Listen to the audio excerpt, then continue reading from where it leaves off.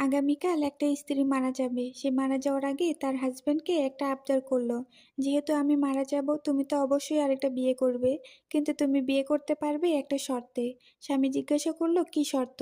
স্ত্রী বলল, তুমি ততদিন বিয়ে করতে পারবা না যতদিন আমার কবর ভিজা থাকবে। স্বামী হেসে জবাব দিল, ঠিক আছে, আমি এই শর্ত মানতেই রাজি আছি। স্বামী সেখান থেকে চলে যাওয়ার পরে মেয়েটা তার সন্তানকে ডাকলো। ডেকে বলল, যদি তুই তোর বাবার সারা জীবন ভালোবাসা পেতে চাস, তাহলে প্রতিদিন ভোর সকালে গিয়ে আমার কবরে পানি দিয়ে আসবি। এভাবেই টানা ২ থেকে ৩ বছর কেটে গেল। ছেলেটা মায়ের কবরে সকালে গিয়ে পানি দিয়ে আসতো, আর স্বামী গিয়ে দেখতো স্ত্রীর কবরটা ভেজা। আজকে সকালে ছেলেটা কবরে পানি দিতে পারেনি, কারণ আজকে তার বিয়ে। তারপরে স্বামী কবরে গিয়ে দেখলো কবর একদম শুকনো। খুশিতে আত্মহারা হয়ে ছেলেকে বলল, বাবা আমি বিয়ে করব। তারপর ছেলেটা বলল, আমি আপনাকে এতদিন বলছি বিয়ে করেন নাই, এখন কেন বিয়ে করবেন বলতাছেন?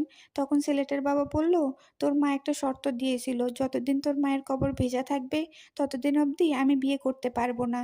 তো আজকে আমি দেখছি তোর মায়ের কবর ভেজা নাই, এজন্য আমি বিয়ে করতে চাই। তারপর সন্তান চমকে গিয়ে বলল, আমি তো প্রতিদিন কবরে পানি দিয়ে ভিজাইতাম, আমার মা বলছিল বলে। এতে কি বুঝলেন? একটা নারী মারা যাওয়ার পরেও তার স্বামীর ভাগ দ্বিতীয় আরেকটা নারীকে কখনো দিতে চায় না।